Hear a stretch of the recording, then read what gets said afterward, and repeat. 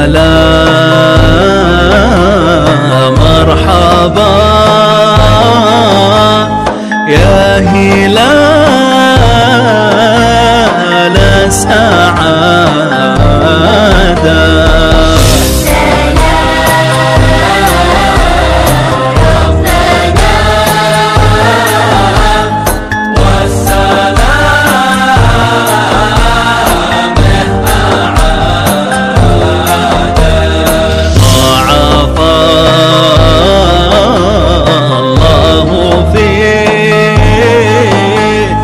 أجرنا والعبادة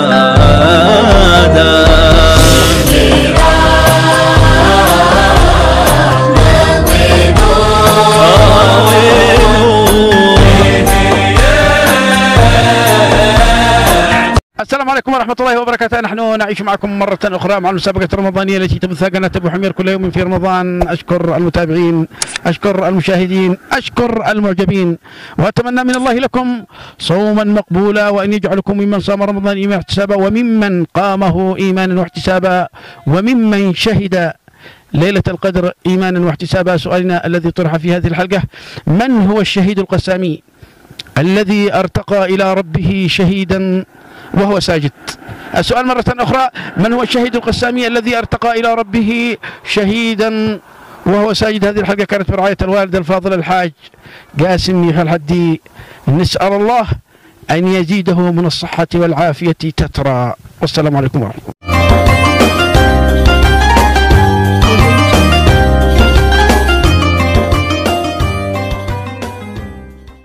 السلام عليكم. السلام عليكم. أدي لك سؤال إذا جاوبت تعطي جائزة. من هو الشهيد القسامي الذي استشهد وهو ساجد؟ هو الذي ضربت الطائرة مسورة، طائرة مسيرة، ضربت الطائرة فقاوم نفسه فسجد فمات. فمن هو؟ بعدها مصيبة. ما أدري. منين أنتم؟ من الجولان. من هو الشهيد القسامي الذي استشهد في رجب؟ استشهد وهو ساجد. الشهيد القسامي في ضربتها الطائرة المسيرة فاستشهد وهو ساجد. أحمد ياسين. أحمد ياسين. أحمد ياسين متى توفي؟ متى استشهد؟ ما إجابة خاطئة. الشهيد القسامي، شهيد القسامي من كتائب القسام الذي استشهد وهو ساجد. ماله؟ استشهد وهو ساجد. أيوه. من هو؟ ما اسمه؟ الله يعينك. تابع الأحداث في غزة. نعم. من هو الذي استشهد وهو ساجد؟ يعني ذا الحين بعد أو في شعبان ضربت الطائرة مسيرة ونشرته إسرائيل، استشهد وهو ساجد. هذا سؤال. قل لي ايش هو؟ قل لي من هو؟ ما حدا مقاتلين. قل لي بزلك 5000 بدي 5000. تابع الأحداث في غزة، نسأل الله أن ينصرهم. لا يستطيع أن يجيب على هذا السؤال إلا رجل تعمق في أخبار غزة. من هو الشهيد القسامي الذي كان يلاحق الجيش الإسرائيلي من حي إلى حي ومن شارع إلى شارع حتى أدركته الطائرة المسيرة فقتلته فارتقى شهيدا، وارتقى شهيدا وهو ساجد.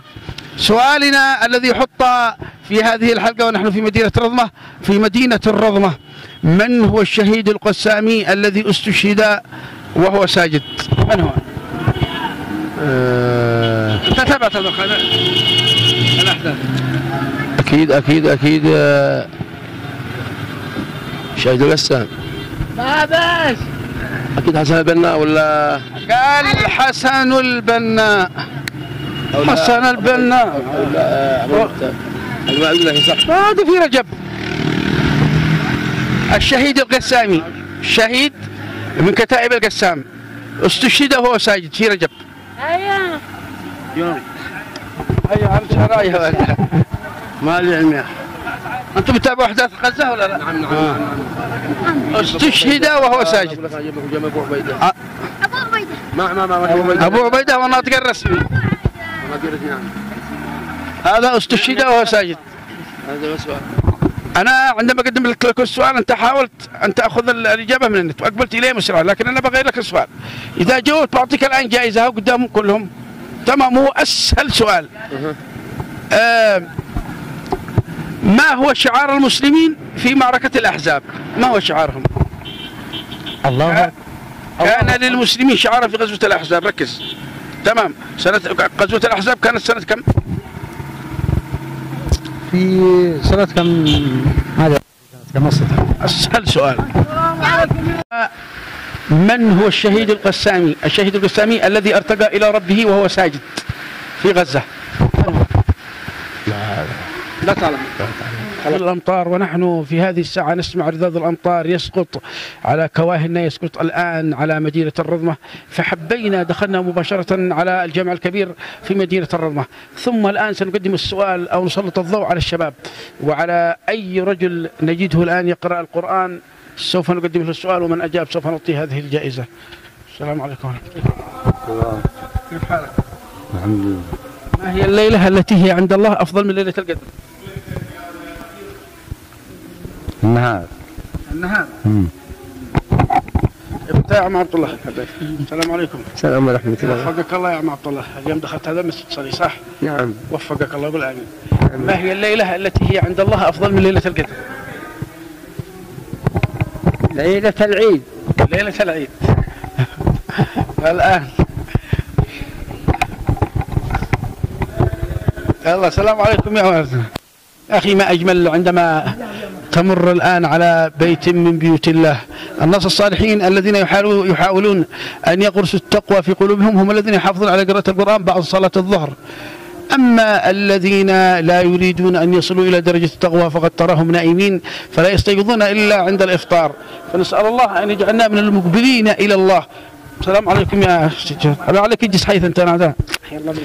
الله يعطيك العافية. أنت الشرف. ما هي الليلة التي هي عند الله أفضل من ليلة القدر؟ شوف ليلة القدر عندما يجلس الإنسان يعبد الله فيها وصلاة حتى مطلع الفجر، به ليلة هي أفضل منها، وما هي الليلة؟ ما فيش خيارات يعني؟ لا. الليلة اللهم صل على محمد.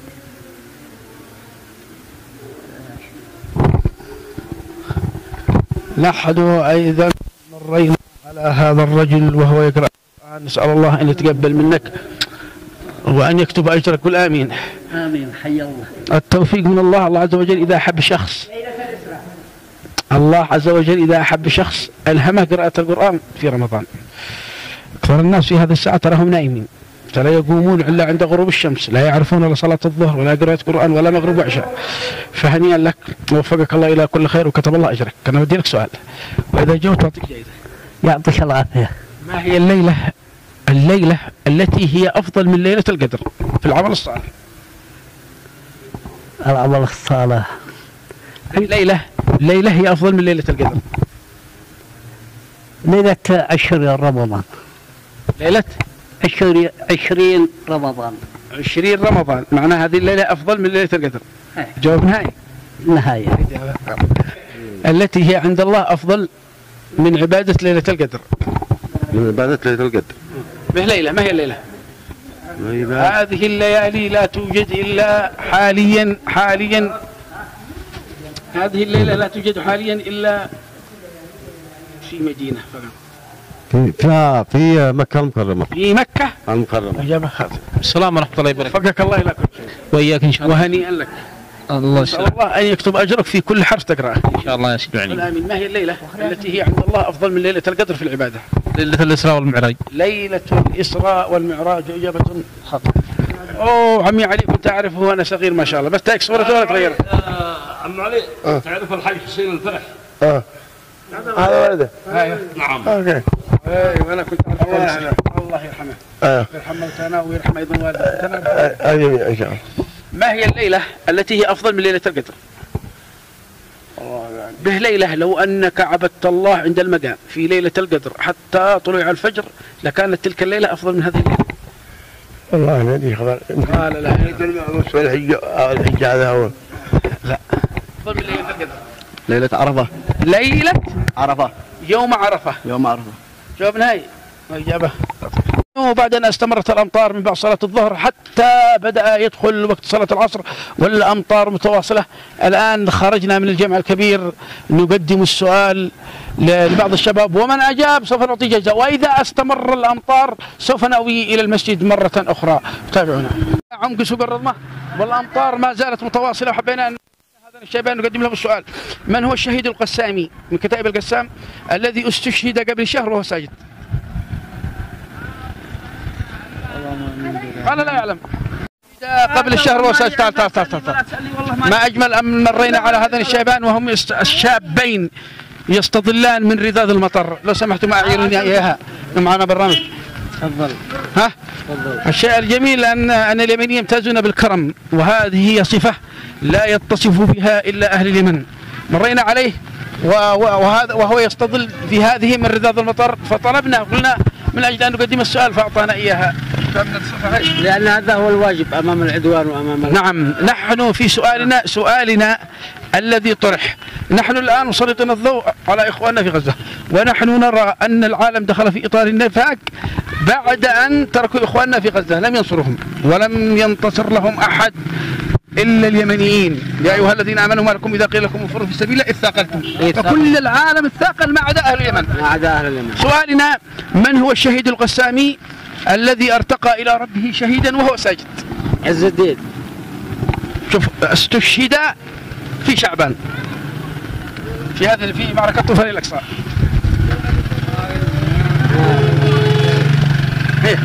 قال لا يعلم. من السؤال: في مدينة الرضمة الرذاذ المطر ما زال يسكب على كواهلنا. ارجع ما زالت رذاذ المطر يسكب، فتارة نأوي إلى بيت من بيوت الله إلى المسجد، وتارة نأوي إلى المحلات تستظل من رذاذ المطر. سؤالنا الذي قدم في هذه الحلقة: تعال السؤال: من هو الشهيد القسامي الذي ارتقى إلى ربه وهو ساجد؟ هذا السؤال الذي حطيناه في مدينة الرضمة. بس سهل يعني قلنا شوف، من كتائب القسام قبل شهر خرج يقاتل الإسرائيليين من حي إلى حي ومن شارع إلى شارع، فجاءت طائرة مسيرة فقصفته فسجد ثم فارق الحياة وهو ساجد. فمن هو؟ والله ما ادري. هيا وانتم. والله ما. وعليكم السلام ورحمة الله وبركاته. وش أخبارك؟ الحمد لله.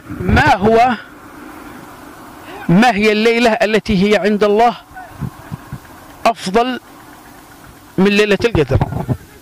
ما هي الليلة التي هي عند الله أفضل من ليلة القدر؟ أفضل من ليلة القدر الجهاد في سبيل الله. ليلة ما رسول الله صلى الله عليه وسلم عرج إلى السماء. ليلة ما عرجه إلى السماء. وإجابة التي هي عند الله أفضل من ليلة القدر. ما أجمل الأجواء، أمطار ما شاء الله اليوم مستمرة من بعد صلاة الظهر حتى هذه الساعة 4:30 مساء من هذا اليوم. هي ليلة القدر أفضل ليلة. ليلة القدر. تحية من هذا المكان وإجلال للوالد الحاج الفاضل قاسم يحيى الحدي، الحاج قاسم يحيى الحدي الذي دعمنا من بداية الموسم، من موسم واحد حتى وصلنا إلى الموسم السادس. تحياتي له، نسأل الله أن يزيده من الخير وأن يرحم والديه. طيب، ما هي أفضل ليلة التي العبادة فيها أفضل من ليلة القدر؟ أفضل ليلة القدر ما أبش أفضل منه. صدق ما أبش. باقي ليلة. عادي. نحن الآن ما زلنا مسلطين الضوء على مسجد أو الجامع الكبير في مدينة الرضمة. أيضا قدمنا السؤال للأخ عادل الشامي. عادل الشامي مهتم في هذا المسجد، ما شاء الله دخلنا إلى هذا المسجد لم نجد فيه أي شيء، نظيف مهتم ليل ونهار في نظافة هذا المسجد. نسأل الله أن يكتب أجرك. آمين والآمين. آمين. أودي لك سؤال: ما هي الليلة التي هي عند الله أفضل من ليلة القدر؟ الليلة التي من بات حارسا في سبيل الله هي الليلة هي التي أفضل من عبادة ليلة القدر. لو أنك عبدت الله عند المقام حتى طلوع الفجر لكانت هذه الليلة عند الله أفضل، وهذه الليالي لا توجد إلا بين في غزة يا عابد الحرمين. لو أبصرتنا لوجدت أنك في العبادة تلعب. من كان يخضب عينه بدموعه فنحورنا بدمائنا تتخضب. من كان يتعب خيله في باطل فخيولنا يوم الصبيحة تتعب. يا ريح العبير لكم، معنى الذي يهتم في العبادة وينسى إخواني في غزة. ريح العبير لكم ونحن عبيرنا، رهج السنابك والغبار الأطيب. كانت هذه الجائزة من نصيب الأخ عادل الشامي إجابة صحيحة، وهذه الجائزة برعاية الوالد الحاج الفاضل قاسم الحديد. نسأل الله أن يطول عمره وأن يشفيه من كل مرض وأن يزيده من الخير، ومبروك لك الجائزة وأنت تستاهل كل خير وإن شاء الله. والسلام عليكم ورحمة الله. ان شاء الله تستاهل كل خير.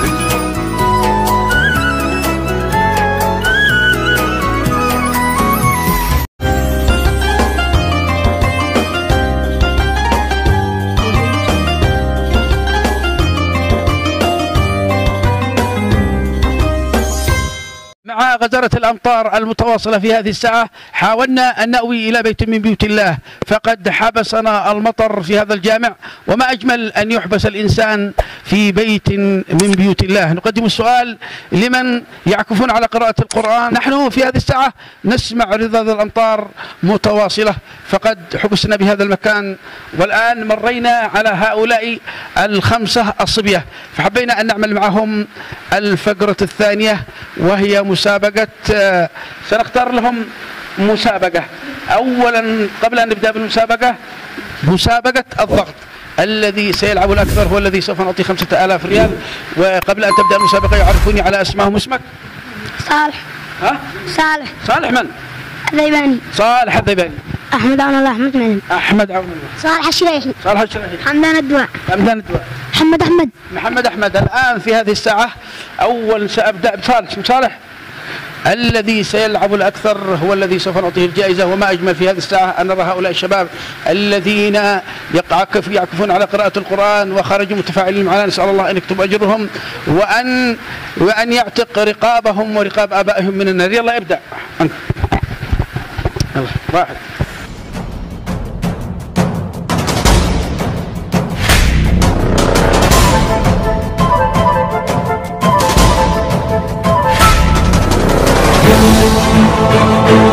ثلاثة 14 15 16 صالح استطاع أن يعمل من الضغط 16. صالح أنت صايم؟ ما شاء الله عليك. نسأل الله أن يعينك وأن يوفقك إلى كل خير. إذا صالح عمل 16. والآن سنتوجه إلى المسابقة الثانية. اسمك؟ أحمد. أحمد. يلا يا أحمد. 1 2 3. 1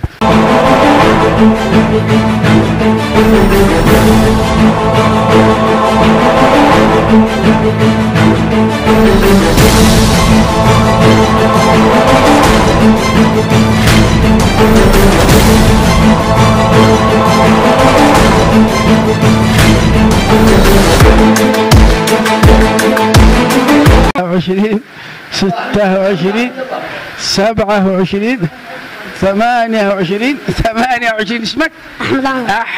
أحمد استطاع أن يعمل 23 بينما أنا صالح 16. تعال هنا اجلس بجوار صاحبك. والآن سوف نتوجه إلى المتسابق الثالث. اسمك؟ صالح. يلا يا صالح. 1 2 3. 1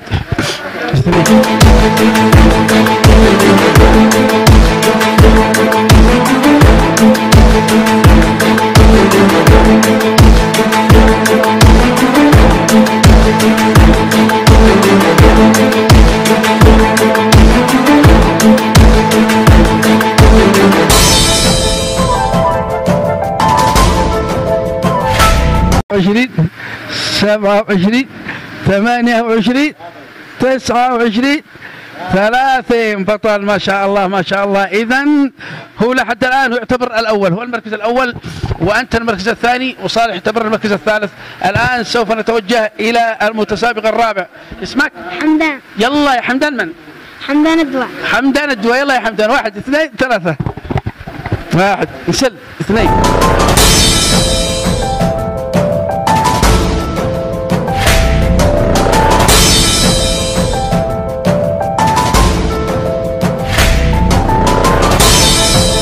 ثمنتاش 19 20. تعال أنت 20. أنت يعتبر المتسابق الآن الخامس الرابع. وأنت الآن اسمك؟ محمد أحمد. محمد أحمد. نحن الآن مع المتسابق الأخير محمد أحمد فيا ترى هل سيكون المركز الأول أم سيعثر ويكون المتسابق الأخير؟ الله 1 2 3 1 2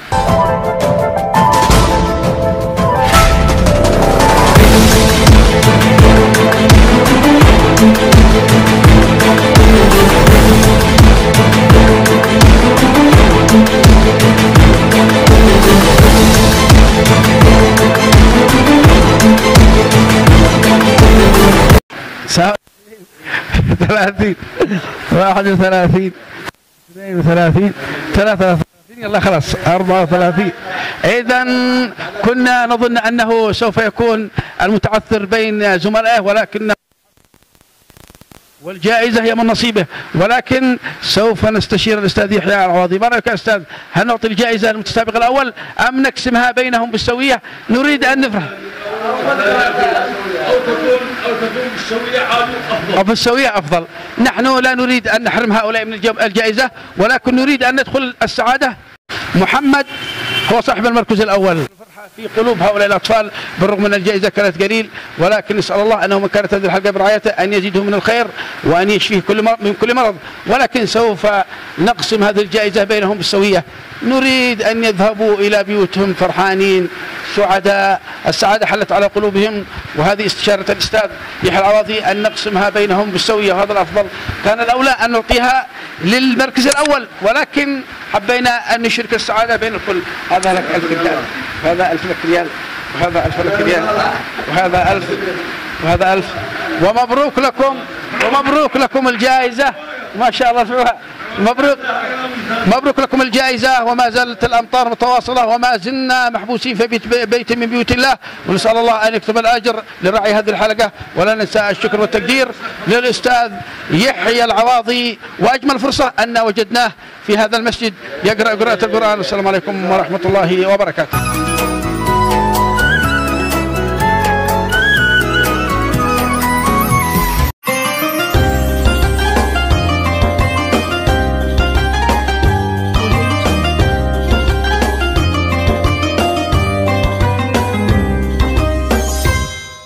نحن نعيش معكم مرة أخرى مع الفقرة الثانية ومع أهل القرآن، وأهل القرآن هم أهل الله وخاصته، ونحن في هذه الساعة نسمع رذيذ المطر، ونسأل الله أن يقيثنا وأن يزيدنا من الخير وأن يكتب أجورنا. والله في هذه الحلقة لا ندري بأيهما نفرح، هل بنزل الأمطار أم باستضافة أستاذنا الأستاذ يحيى العواضي. وفقك الله إلى كل خير يا أستاذ، وكتب الله أجرك.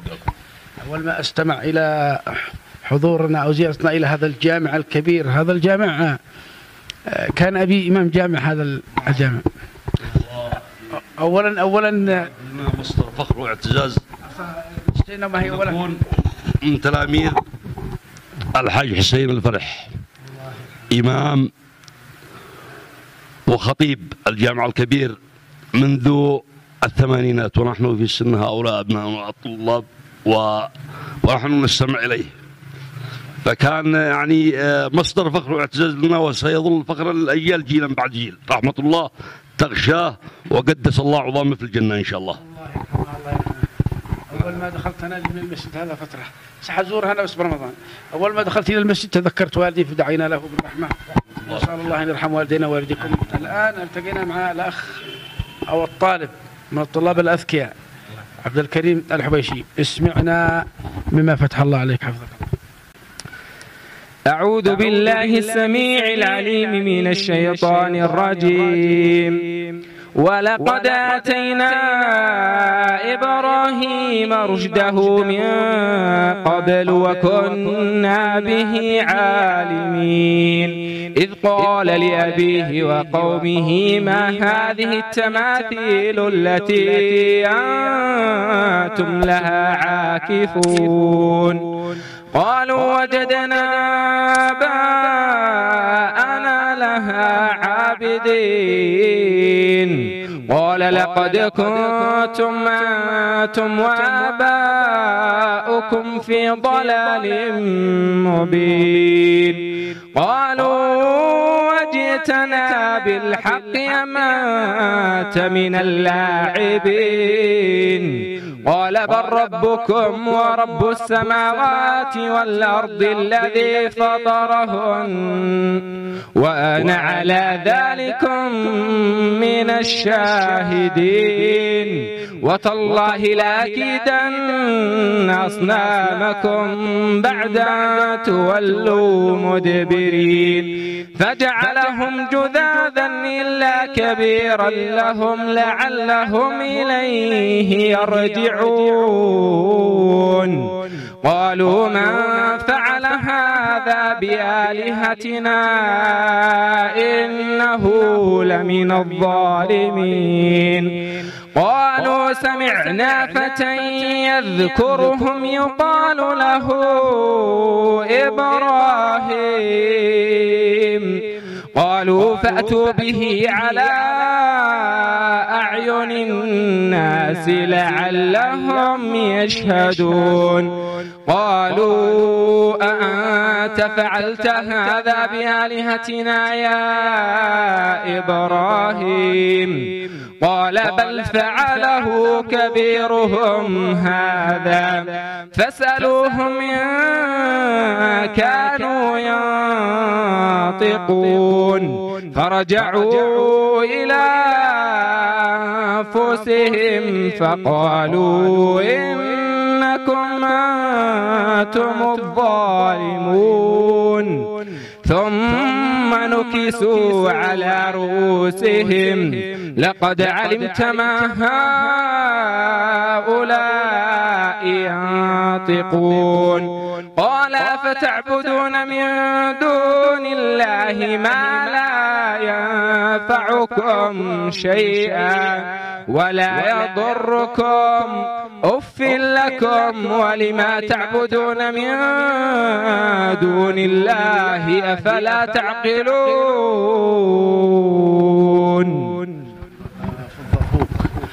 ولا عاش من يشفوك ما شاء الله عليك الله يسهل أمرك الله عز وجل هو يعطي العلم لمن يحب أما المال فقد يعطيه لمن يحب ومن لا يحب فالشيء الجميل أنت وبشار من الطلاب الأذكياء بشار الآن على وشك حفظ القرآن وصاحب صوت جميل دائما يعكف على قراءة القرآن وما يخزنش ما تخزنش ما يخزنش بشار يقرأ القرآن بعد صلاة العشاء حتى الساعة 1 بالليل وهو راجع وهذا ما شاء الله مر علينا والشيء الجميل إن احنا اكتشفناك من الحفاظ وصاحب صوت جميل وإن شاء الله سنزورك وهذا أيضا من طلابك كلنا من طلابك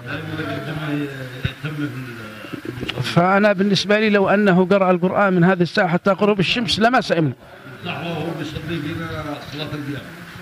ذا صاحب صوت جميل هنيئا لكم فيه تمام وهنيئا لنا في بشار وفقك الله وهذه الحلقة كانت برعاية الوالد الفاضل الحاج قاسم يحيى الحدي هو ما زال حي الحاج ويطيل عمره وهو من أكرم الناس وأحسن الناس ورجل خيري وفقه الله على الدكتور أحمد ناجي الفرح أمس